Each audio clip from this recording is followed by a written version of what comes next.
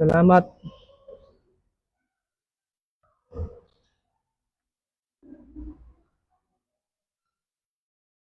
Salamat sa mensahe sa awit.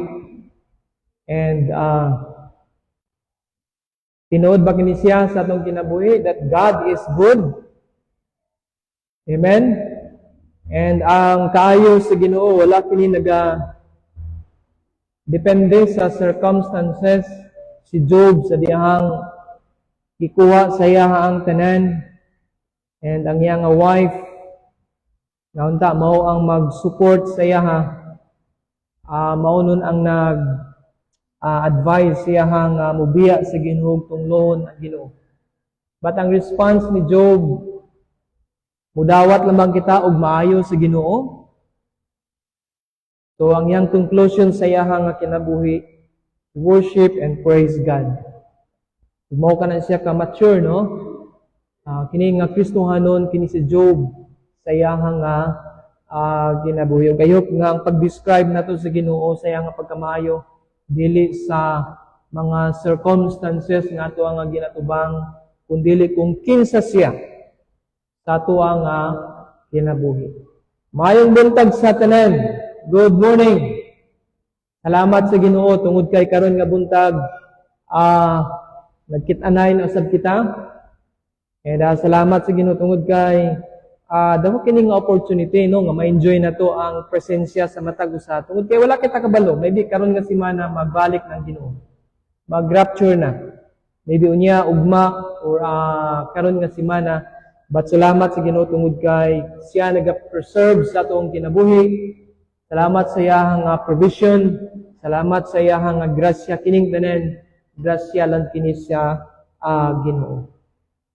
Magpadayon kita sa pagtuon sa iyang pulong karon dinhi sa Ephesians chapter 4, 11 to 16. Ang atong title is One Body, One Calling, and One Goal. Okay? And last Sunday nag-isgot kita about church.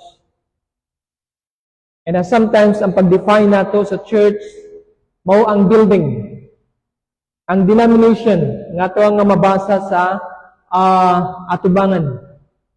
But sa Bible, wala kini siya nag-isgot sa building, physical nga makita nato.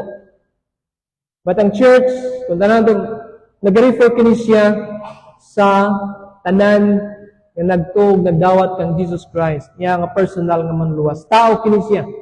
That's why nagatuog kita nga ang kaluwasan dito sa langit dili lang Baptist. Nagatuog kita sa Universal Church.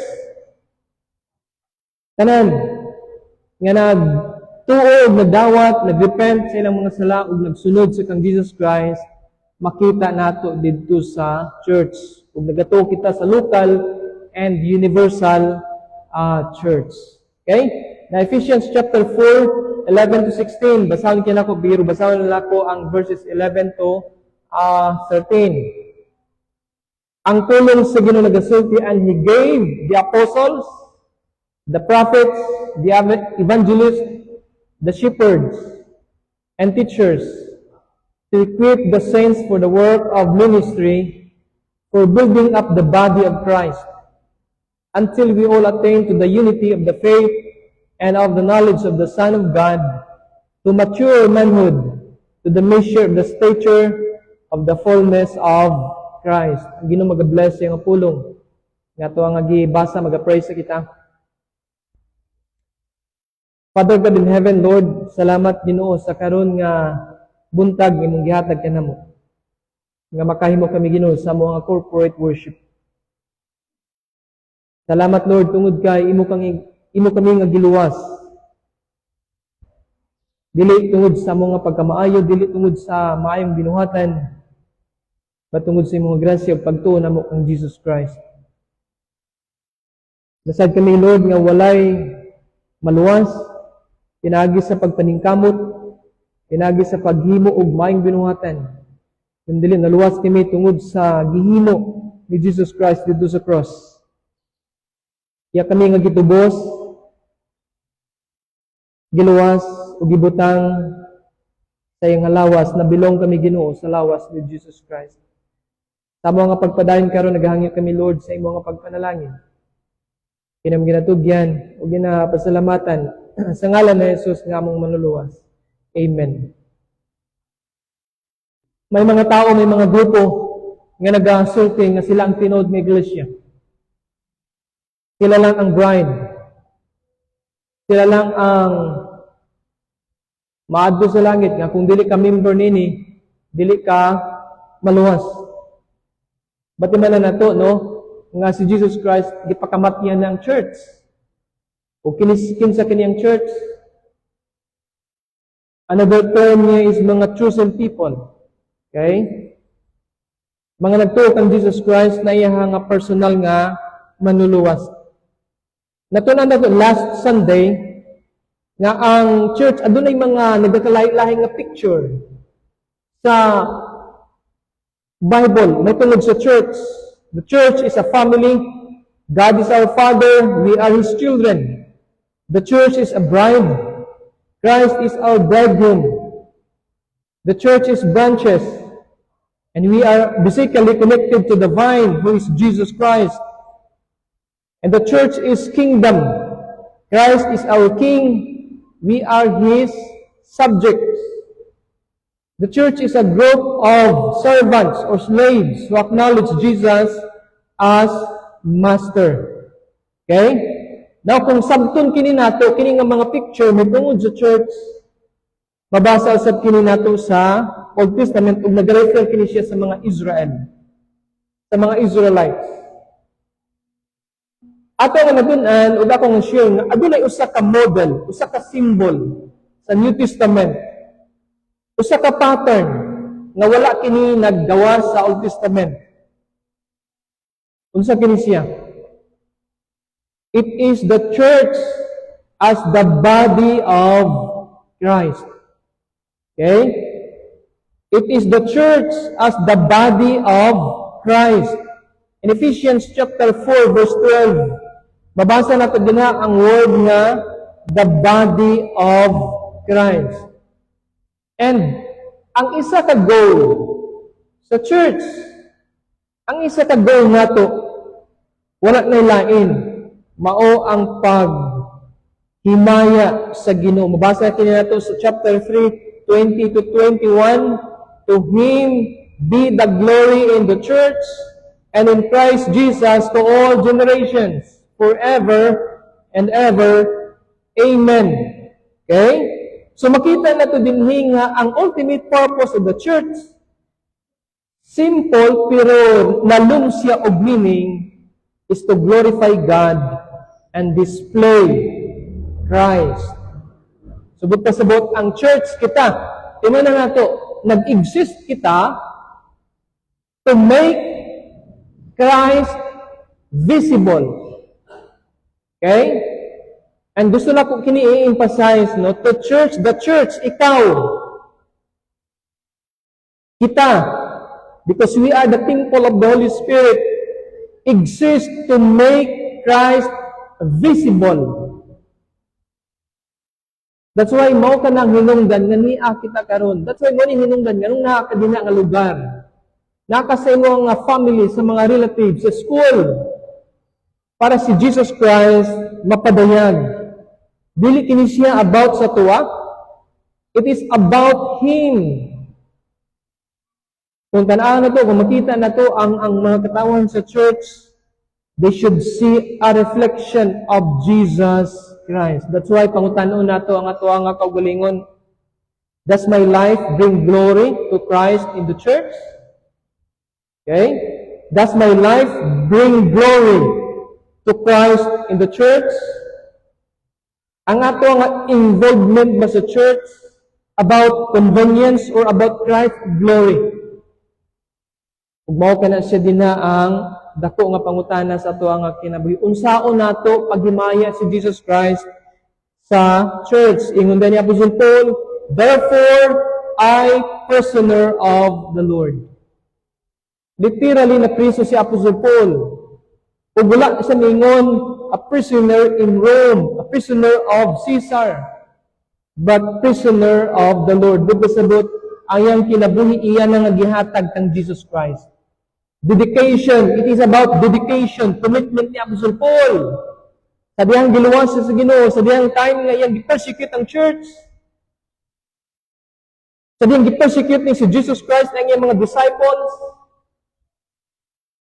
Sa diyang giluwas sa Ginoo, ang iyang ultimate purpose sa iyang kinabuhi, dili na ang iyang kaugalingon, kundi mao na ang pagsunod. Gihatag na niya ang kinabuhi din kang Jesus Christ. That's why, ang iyang kinabuhi na priso siya tungod sa pagwali niya kang Jesus Christ. Ingon siya din, therefore, I, the prisoner of the Lord. Okay?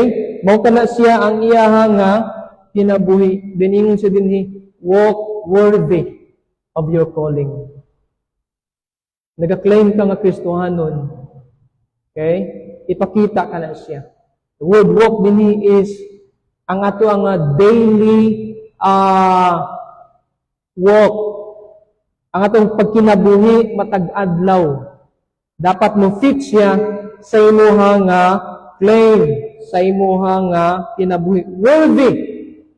Ug mao kana siya ang ato nga kinabuhi dinhi sa church.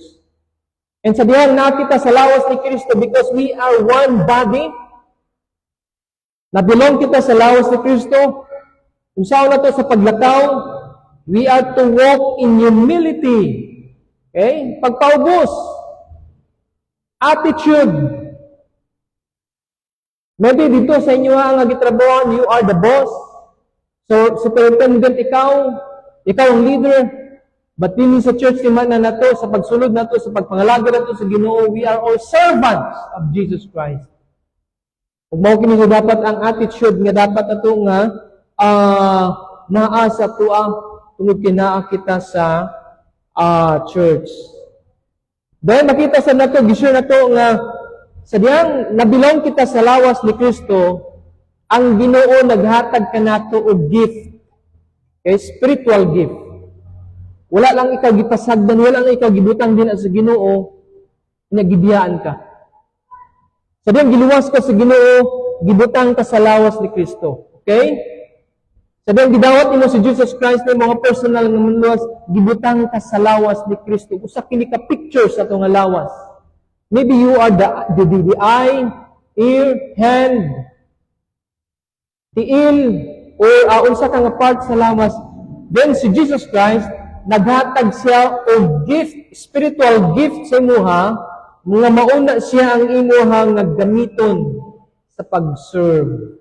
Ug kinsa naghatag niini? Dili ang uban ng mga tao, kundi ang naghatag niini mao si Jesus Christ. Sampung utana karon nga buntag. Unsa ang atong gihimo? Okay? Unsa ang atong gihimo sa iglesia? Unsa ang atong function sa iglesia? Gigamit ba nato ang ato ang spiritual gift sa pag-serve sa church? Ang ato ang skill, ang ato nga talent nga gihatag sa Ginoo sa ato, gipagamit ba kini nato sa Ginoo? Okay?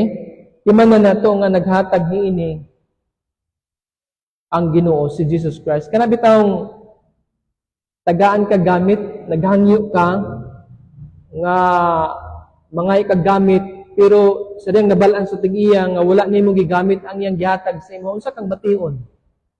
Lahi mo lagi imong gihatag, di ba gihatagan ta kaog ingani nga gamit para imong gamiton, pero nganong kana man imong gigamit? Katunta kay ngano man, mao gwapo to ako tong gihatag sa imuha. Unsa kang bation? Tungod kay gihatagan ka ni Jesus Christ, gihatagan kita sa Ginoo gift. Atuwa ka na siya nga gamiton. Now, in order na ma-realize, ug dili kita mag-start karon sa tuwa nga sermon, in order na magamit tagid nato ang ato ang spiritual gift, maglig-on tagid kana siya nga gift nga gihatag sa tuwa, kabalo mo ang Ginoo in verse 11. Kung sa giingon dinhi, naghatag siya og unsa man mga apostles. And He gave He had to give spiritual or gifted men to the church. Ingon sa dinian, He gave the apostles. Not only ang Ginoo naghatag kanatong spiritual gift, natong gamiton, na ang pinakamaayo pa gyud tungod kay ang church. Ingon sa din sa verse 11, and He gave the apostles, the prophets, the evangelists, the shepherds, and teachers. In order na ma-develop, in order na mag-grow ang ato ang gift, gi-provide sa Ginoo kini nga mga spiritual or gifted men. Okay? And ang purpose mao kini siya for the building up of the body of Christ. The word perfecting dinhi kung basahon nato, another translation is equipping. Ug mao kini siya ang role sa mga gifted men nga gi-mention dinhi sa verse 11. The perfecting of the saints, okay? Another term is the equipping of the saints. Subot pa sabot, to be restored, to be complete. Nganong ang church gihatagan siya og pastor, nganong ang church gihatagan siya sa Ginoo prophets, nganong ang church gihatagan siya og evangelist. Okay? Nganong niya kami niini nga church? Nganong kung magpuli-puli ra mo magwali, no? Ang karon kini nga magwali, well, di lang ta magtawag og pastor, di lang ta magtawag og mga Sunday school teachers, kita na lang magpuli-puli na lang ta. At kabalo mo higala, praise God, salamat sa church tungod kay timan na nato nga ang mga workers, ang mga pastors is a gift gikan sa Ginoo. Sa unsa nga purpose? To equip, to complete, to be full, to be mature, full-grown, perfect. Now, dili kini siya sinless perfection, but a kind of maturity, a kind of grown-up spiritual character. Okay? Now, tabo ang word nga perfect dinhi. Ang iyang Greek word is katartizo. Gigamit kini many times sa New Testament. For example, din sa 2 Corinthians 13 verse 11. Ingon pa ni Paul, finally brothers, rejoice, aim for restoration. Okay? Aim for restoration. Other words, sa restoration din ang iyang meaning is perfecting, to equip. Hebrews 13:20-21, ingon siya, now may the God of peace who brought again from the dead our Lord Jesus, the great shepherd of the sheep by the blood of the eternal covenant, verse 21, equip you with everything good that you may do His will. Okay? 1 Peter chapter 5 verse 10, and after you have suffered a little while, the God of all grace, who has called you to His eternal glory in Christ, will Himself restore. Okay? Restore. Maybe ang uban nga mga translation nga nung gigamit ang restore tungod kay nasa kita nga gi-create kita sa Ginoo nga perfect. And someday nasayod kita nga ang goal nga nung niya kami is for Christ likeness. Dili para mahimo kamo sama kanamo, para dili para mahimo kamo sama sa Sunday school teacher, but Christ likeness. Okay? Ma-restore kita. In Galatians 6:1, brothers, if anyone is caught in any transgression, you who are spiritual should restore him in a spirit of gentleness. So ang word ni nga restore, the same word, building up, equip them, bring him to maturity. So perfection of the saints is the goal. Nganong gihatag niya ang mga spiritual men, gifted men, It is the goal of trials. Nganong gi-allow sa Ginoo ang mga pagsulay sa atong kinabuhi. Tungod kay mausab kini siya ang goal sa mga pagsulay. Ingon pa ni James 1:2-4, count it all joy, my brothers, when you meet trials of various kinds. For you know that the testing of your faith produces steadfastness, and let steadfastness have its full effect, that you may be perfect and complete, lacking in nothing.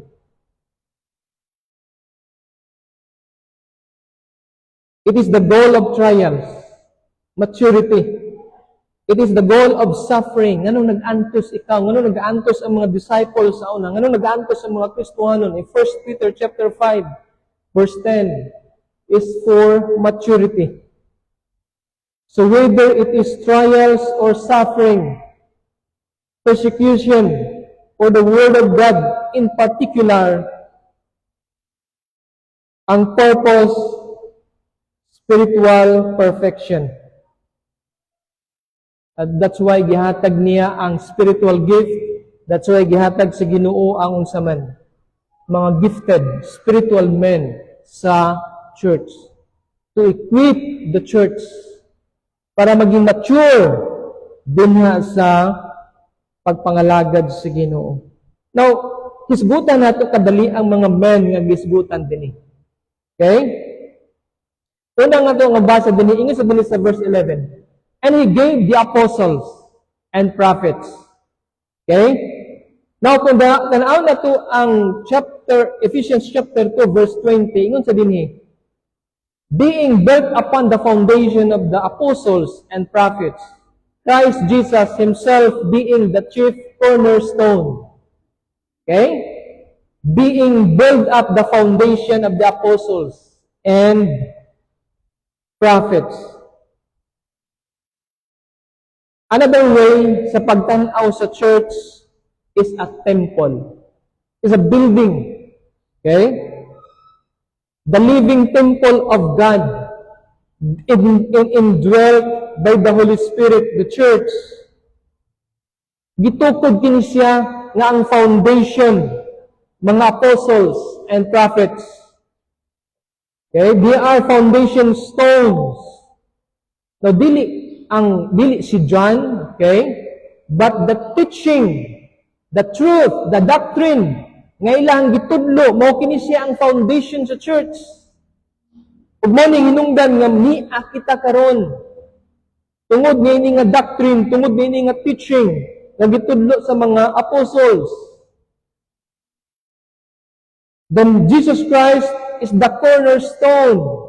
Naon sa ibut pasabot ini, importante kini siya sa building sa temple sa una nga panahon tungod kay ang cornerstone nakakonek din na tanan nga mga stone, okay, sa building. Nagadepende sa kalig-on. That's why si Jesus Christ is the cornerstone. The apostles then were the foundational men. Okay? Now kinsa kini nga mga tao? They were chosen by Jesus Christ. There were 12 of them. Si Judas, wala na. Gipulihan ni, kasi nagpuli kang Judas. Matias. Okay? Basa na ito din sa Acts. Then, ang last ng apostle, kung tanan na ito, si Apostle Paul, the last apostle. So, ilan na sila? 13 na sila kabuok. Nga gipili sa Ginoo. Special kini nga mga tao tungod kay ang ilahang main purpose, ang ilahang nganong gipili sila is to equip, to preach the word. They were to cast out demons. They were to heal the sick. They were given divine power sa paghimo sa buluhaton. So sa unang nga panahon, paano na ito mabalaan ang tinuod nga teachers? How do you know who the true apostles are? Mao kini nga mga tao nga nagapang-ayo og mga masakiton. Those that have power over demons. They're preaching the true message from God. So naa sila'y mga duties nga gihimo. Preach, cast out demons, and heal the sick. Kauban sila ni Jesus Christ. Nakita nila si Jesus Christ. They were unique, and they were used by God, and along with their associates, to write the New Testament. Sa karon nga panahon, wala na yung mga apostles. Okay? Gipili sila ni Jesus Christ. And in 2 Corinthians chapter 12, ingon pa din ang pulong sa Ginoo, truly the signs of an apostles were wrought among you in all patience, by signs and wonders, and mighty works. Okay? Mao kini siya ang foundation. Mao kini siya ang mga tao, apostles. Ikaduha din nga makita nato nga tao is he gave the apostles, kadua is prophets. Okay? Prophets. Prophet is not merely someone who predicts the future. Now, sa Bible, sila ang mga spokesperson of God, someone who received divine revelation and communicates God's truth to His people. Sa New Testament, ang mga prophets were connected to the church foundation. Now, before ang New Testament na sulat o na-collect, na buo, ang Ginoo nagamit siya mga apostles and prophets to reveal His truth to the church. Mao kini sila ang nagawali, mao kini sila ang nagasulti. Sa diyang wala pa nabuo ang New Testament. They are pre-scripture preachers. Mao kini ang ilahang trabaho. So igala, the goal of the apostles, the goal of the prophets, unsa ang ilahang goal? To perfect the saints. Okay? To perfect the saints. That was their goal. That is our goal. To bring the saints to maturity and to Christ likeness. Now, historically, kining prophets, napulihan sila sa evangelist. Okay? Mga evangelist and pastor teachers. Mao kini sila ang meaning nila is who were sent, pinadala. Mao kana siya ang meaning sa apostles, means to be sent. They are sent out with the gospel. They go to the mission field. They plant churches. And uban sila, mao kini siya, the shepherds and teachers. Now, unsa kini sila? They are the ones who shepherd the flock.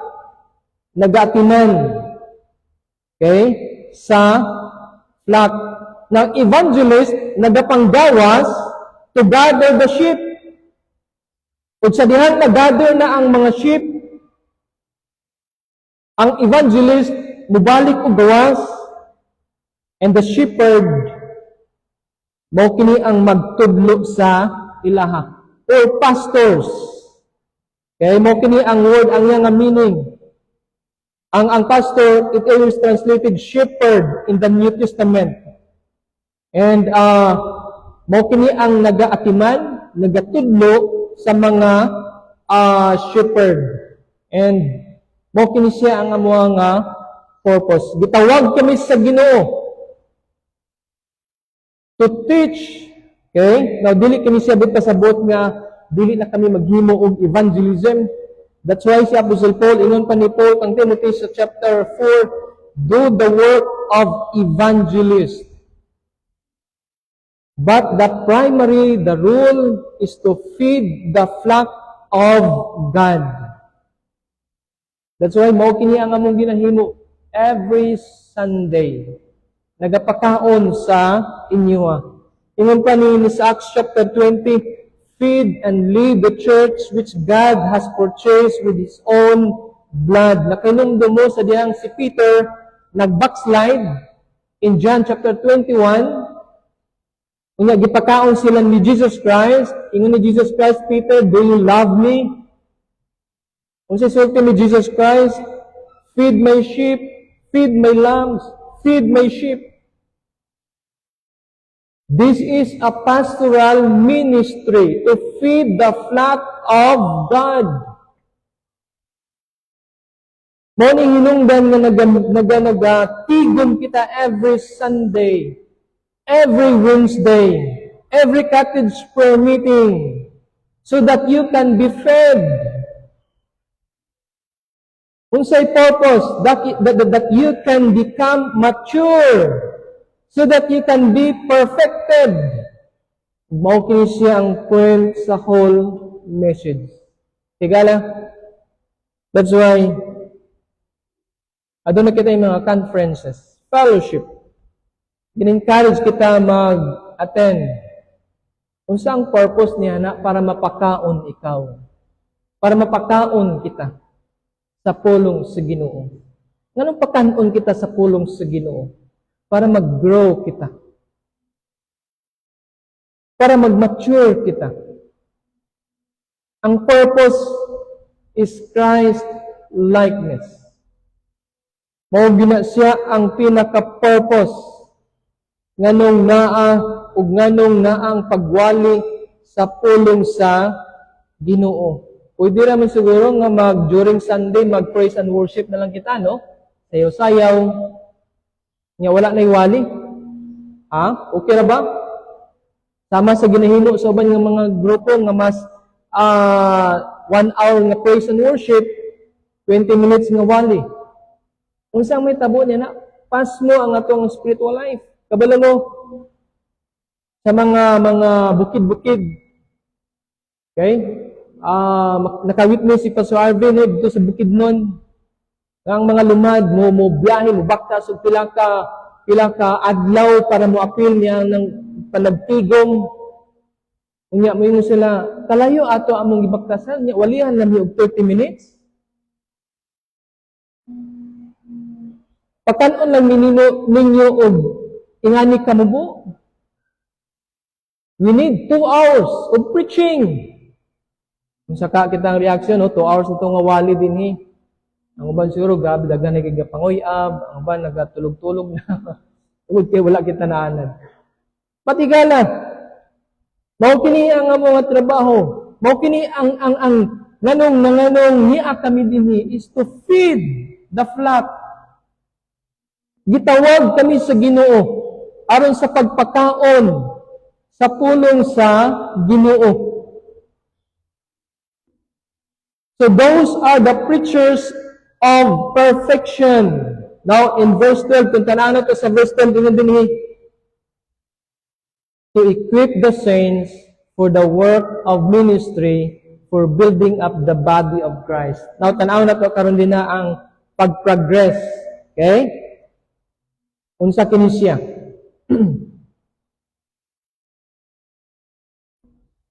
First, the gifted men equip the saints. Okay? Pastors, workers, shepherds is to equip the saints. Pastor, teacher, Sunday school teachers. That's why nag-attend kita sa worship service. That's why nag-attend kita og Sunday school. Praise God, tungod kay naa kita yung mga teachers nga nagatudlo sa Sunday school, mga volunteers. I know nagdili sa yon sa pag-study. Nag-research para lang mapakaon sa inyuha. Okay? To equip the pastor, teacher, evangelist is for the equipping of the saints.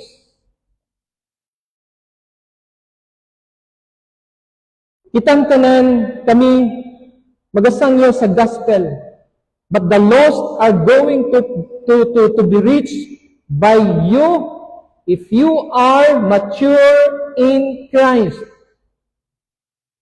Now look, higala, pila na kita katuig sa bulaton sa isa sa pagpangalagad sa Ginoo, but still wala kita nagapangdaog ug kalag. May imagine ba nato na siya? Gitawag kita sa Ginoo nga magtubo higala. And isa nga mag-mature, ang itimailhan nga nag-mature ang usa ka Kristohanon is nagahimo siya sa ministry. doing evangelism, sharing the gospel, is a sign of maturity. Kung mature ka na kang Jesus Christ, nagpang-reach out ika sa gospel. The goal of the shepherd is to feed and lead the flock, to protect them. The gifted men equip the saints. In Galatians 4:19, ingon sa dinhi, my little children, of whom I am again in travail, until Christ be formed in you. Word nga travel dinhi, grabe ang kanabitong effort, paghago, no? Ni Paul. Hantod nga mapurma sila sama kang Jesus Christ. Wow!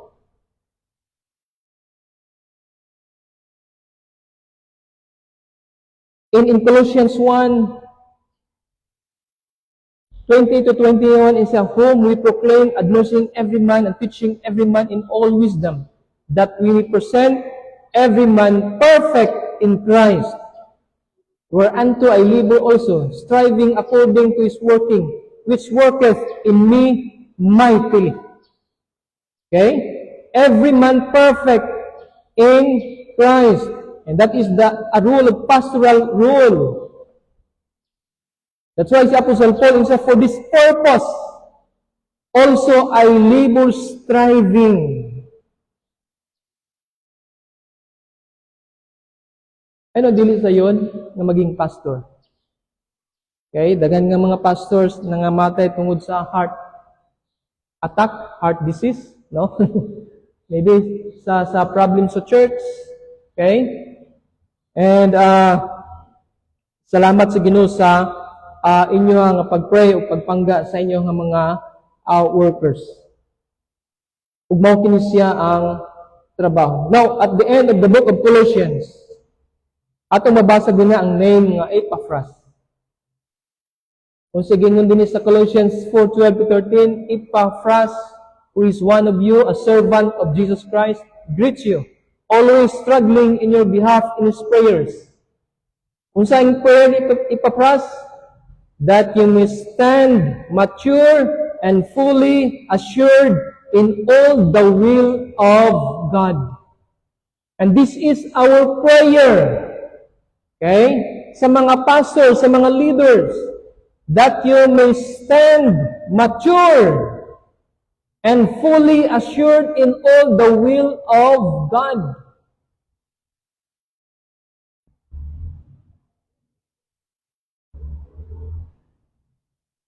Spiritual men, gifted men, wala siya gihatag sa church for unbelievers. They are given to the church for believers. They are not given to the church to make the believers feel good about themselves.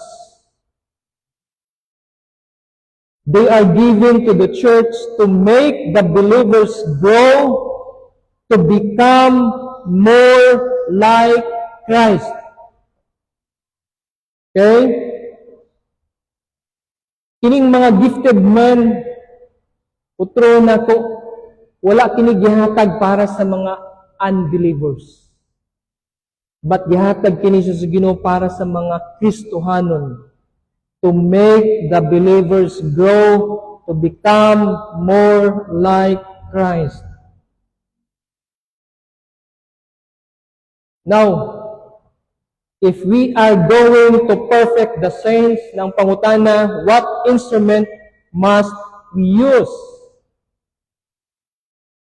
Unsa ang ato ang ginagamit sa atong mga bata, sa gamay pa sila, kung dili sila magdidi sila nga mama, ginapalitan yun nato mga, maybe kung maka-afford kita og mga mahalon nga mga gatas, S26, NAN, tungod kay ingon nila, duol ka na siya sa gatas sa mama. Why? Tungod kay gusto kita nga matagan sila og maayo nga unsa man sustansya, mag-grow sila. As a Christian, unsa ang mga instrument nga dapat nato gamiton? Well, si Epaphras, ang iyang gigamit is prayer. Yes, nagapray kami sa inyo ha. Pero ang pinaka maayo usab nga instrument nga gamiton para mag-grow kita unsa kini siya? Word of God. In 2 Timothy chapter 3:16-17, ingon dinhi, all scripture, okay? All scripture is breathed out by God and profitable for teaching, for reproof, for correction, for training in righteousness. For what purpose? Nganong gihatag ang pulong sa Ginoo? That the man of God may be complete, equipped for every good work.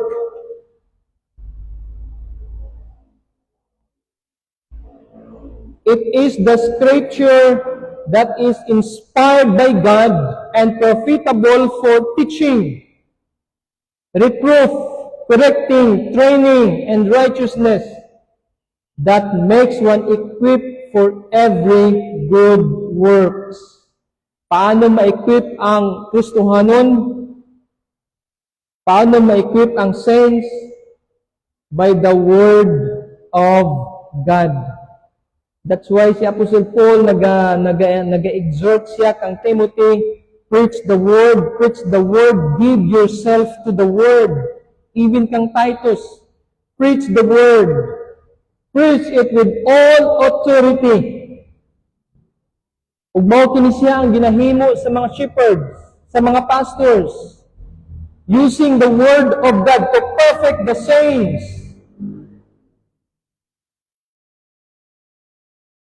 Na ikaduha nga makita nato dinhi, not only to equip the saints, na ang ikaduha nga punta na nato mao kini siya ang word of God. Okay? Ang Word of God, unsay purpose is to perfect the saints. Ikadua is to do the work of the ministry. Sabihan na equip na ang Kristohanon sa pulong sa Ginoo. Every Sunday, nag-a-appeal ikaw sa worship service. Plus, mo-appeal pagid ikaw og Sunday school. Ang problem niya, kung wala kita, dili kita interesado sa Sunday school, no? O nagauli kita, muna ang problema din na paano kita hinay ang ato nga progress tungod kay ginapagamay na to ang Sunday school. Unta ang Sunday school, din na ka maka-question during sa Sunday school, ginahatagan mo opportunity nga maka-report mo, opportunity man nga makatubang ka, makatuon ikaw, pero wala man ikaw, dili man ikaw interesado sa Sunday school. Nakita'y cottage prayer meeting, nakita'y fellowship, makadungog ikaw sa pulong sa Ginoo, na-equip ikaw. Then, ang resulta is to do the work of the ministry. O kinuhigala. Ang atong mga Sunday school, no, si ng Miriam, nanay siya edad, no, and apila ka tuig dapat nanay mo puli siya. Nga may mo na usab nga Sunday school teach. That is discipleship. Okay? Mo ka na siya ang kwan sa church eh. Okay? Nga dili lang ka perminting nga nagalingkod din ha. Dili lang ka perminting nga nagkaminaw. Kundi sa dihang nag-appeal ikaw, sa dihang ikaw naghatagan ka og assignment, imong ginagrabhan to, nag-develop nimo ang imo nga teaching skill sa Sunday school, nag-study ka na, someday, kung hatagan kang opportunity sa Ginoo, nga ikaw magtudlo, dili ikaw mahadlo. That is to do the work of the ministry. Okay? Ayun na ato kini siya masabtan mo, kini ang design sa Ginoo. Din sa dihang na-develop ang inyong spiritual gift, okay? Then they begin to function in the church with the one others. Then they do the work, the service, the word niya nga service. Usa kini siya ka general word for serving. Daghan nga mga term, punta na to ang mga serving sa sa church. So the gifted men perfect the saints do the work, the ministry. That's why in Acts chapter 4, ingon pa nga mga apostles, look, we give ourselves to prayer and the ministry of the word. You are going to have to do the work. You are going to have to take care of these widows. Mga practical. Ang mga saints, tungod ka na-equip sila.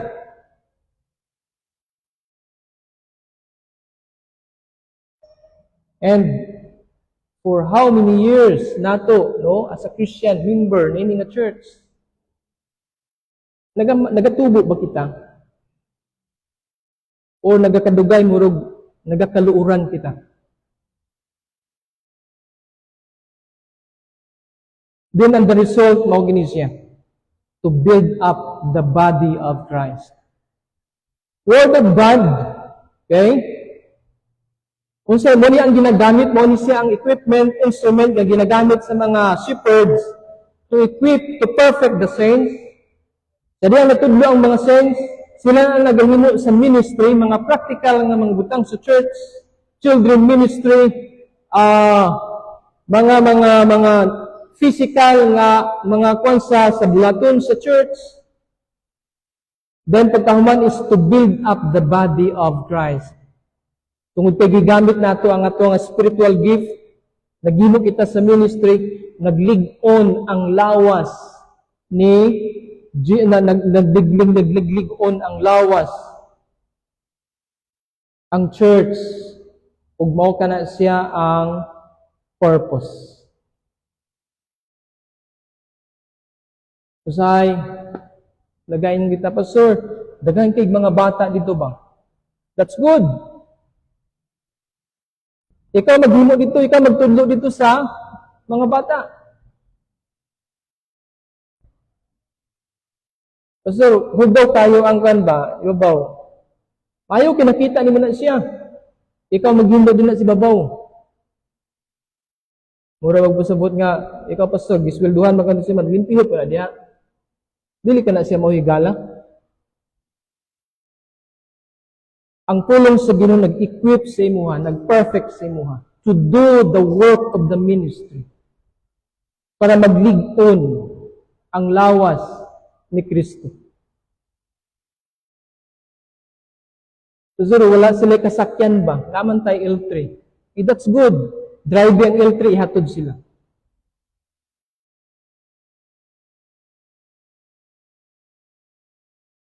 Nakita makita ng mga kulang sa church. Maybe kung pwede na ito mahimo, do it. Kung kita part kita sa lawas ni Kristo. As they begin to do the work of ministry, the body of Christ is built up. Okay? Now, sa atong nga church, asa na kita? Karon. Dili tungod kay maybe naingani kita karon, dili tungod sa mga gifted men, mga shepherds, kundi tungod sa pulong sa Ginoo nga atong gina-apply sa atong kinabuhi. Nga atong gina-apply sa atong kinabuhi.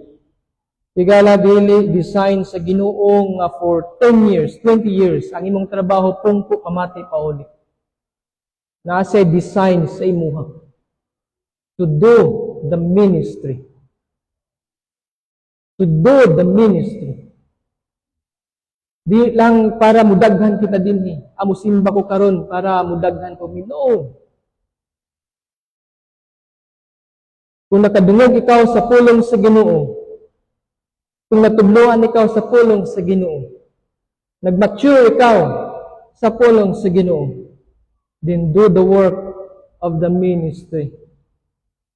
Ang resulta is to build up the body of Christ.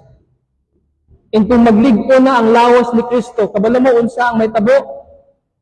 Ang resulta, mao kini siya, until we all attain the unity of the faith and of the knowledge of the Son of God, to mature manhood, to the measure of the stature of the fullness of Christ. Okay? Now, adunay negative and a positive result nga makita nato dinhi. Now, unsa kini siya? Sa dihang nagka-unite na kita, ang word ini, until we all attain the unity of the faith. Adunay pa nagiusa na church, pagtuo, ang ato nga doctrine, nagkaiusa na kita. Okay? Nakabalo na kita kung unsa ang ato nga foundation. The more nga nagkabugay ikaw sa pagpangalagad sa Ginoo, the more nga nagkainit ikaw sa sabihan naligon na ang lawas ni Jesus Christ in verse 14, ingon siya, dili na kita sama sa mga bata na unsa ginitos to and fro by the waves and carried about by every wind of doctrine, by human cunning, by craftiness and deceitful schemes. Na unsa kini siya, dili na kita madala sa uban nga mga teaching.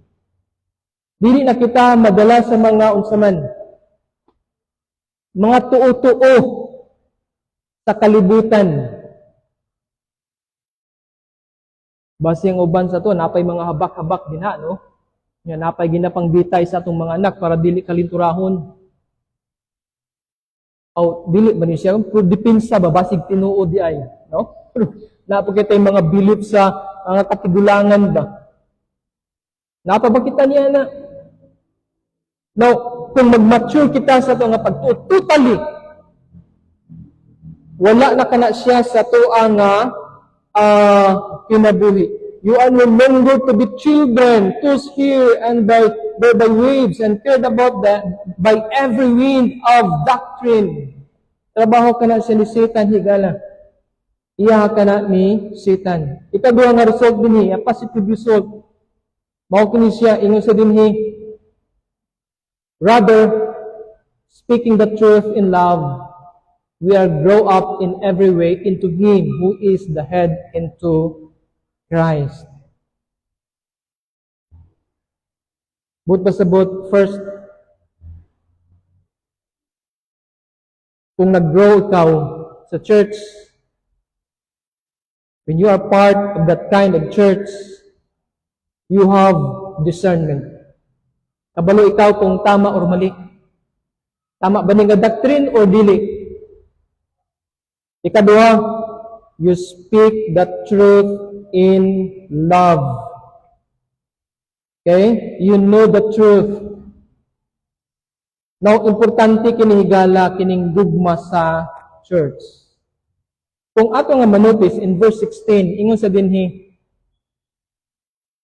bantay ka mo sa last phrase dinhi sa verse 16, ingon sa dinhi, makes the body grow so that it builds itself up in love.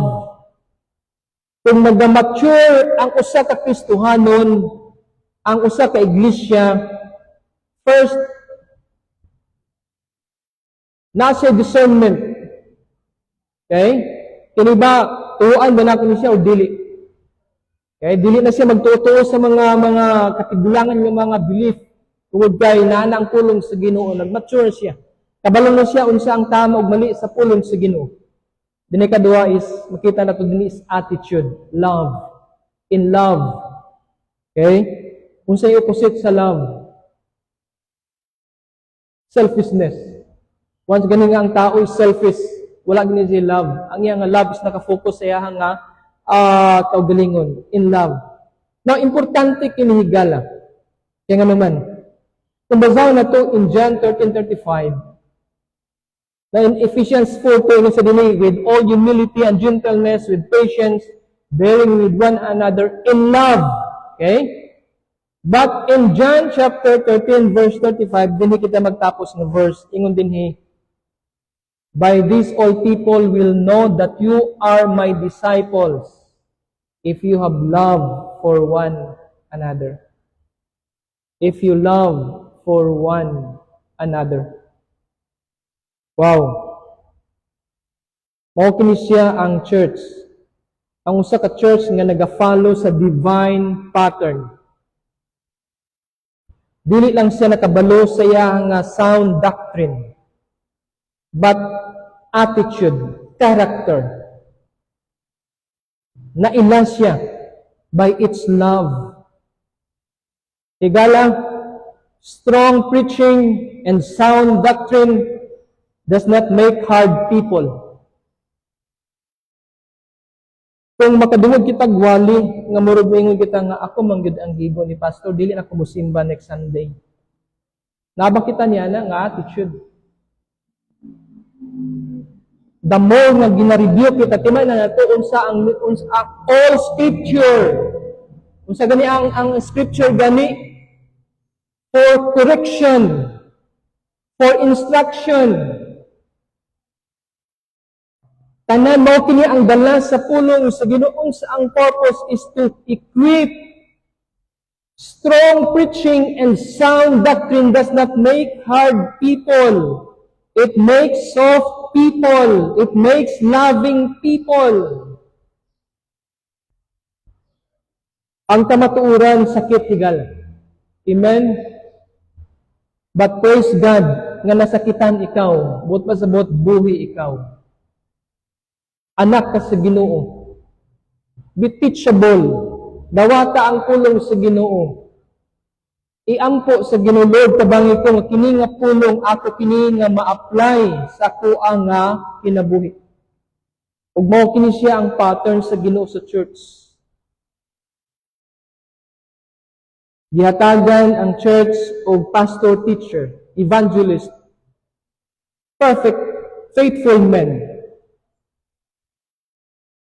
to equip the saints through the word, and they will do the work of the ministry.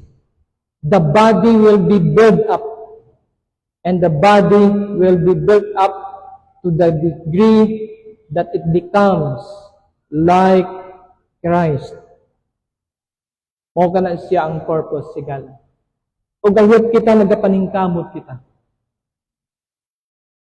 Nagapray kami, Lord, unsa na pud ang amo nga ipakaon nga mo fit sa mga Kristohanon. O gayot kita usab, nagapray kita. Lord, hatagi og kaalam ang among Sunday school teachers, si pastor nga magwali karong Sunday. Lord, tabangi ko nga maakoy kasing-kasing nga madinawaton sa imong nga pulong. Karon nga Sunday nga ako kini nga ma-apply. Nga sa diin magtubo ko. Christ likeness. Mao kini ang purpose sigala, wala nay lain. Wala nay lain. I hope atuwa kini nga masabtan as a church, lawas ni Kristo, ato kini nga ma-apply sa tuang nga kinabuhi. Nga dili nato palabyon ang pulong sa Ginoo, kung dili ato kini nga ma-apply sa tuang nga kinabuhi. Kung naay opportunity nga makapaminaw kita sa pulong sa Ginoo, paminawa. Kailangan kayo ma-learn. In-apply sa imuha nga kinabuhi. YouTube, dagan yung mga preachers. Maayo nga mga preachers nga nagatudlo sa pulong sa Ginoo. While nagatrabaho, while nagapanglaba, minaw kita gwali. While nagapanghugas og plato, minaw kita sa pulong sa Ginoo. Makatabang ka na siya sa tuwa. Nga ma-equip pagid ikaw, mag-mature pagid ikaw sa pagpangalagad sa Ginoo. Mag-pray kita. Kanimo mahal na mga langit nun, Lord, salamat Ginoo sa imo nga pulong. Salamat Ginoo sa pag-remind mo kanamo. Nag-pray ko, Lord, sa mo nga pagpadayon karon nga ang imo nga pulong magapabilin kini Ginoo sa mga kasing-kasing. Lord, bisan pa Ginoo sa amo nga pagpadayon, nag-pray kami nga ikaw magapanalangin karon nga adlaw. Sa ngalan ni Jesus kini mga natugyan. Amen. Proceed kita sa tuwang Lord Supper karon, ganyan ato tong mga deacons sa pag-assist ni.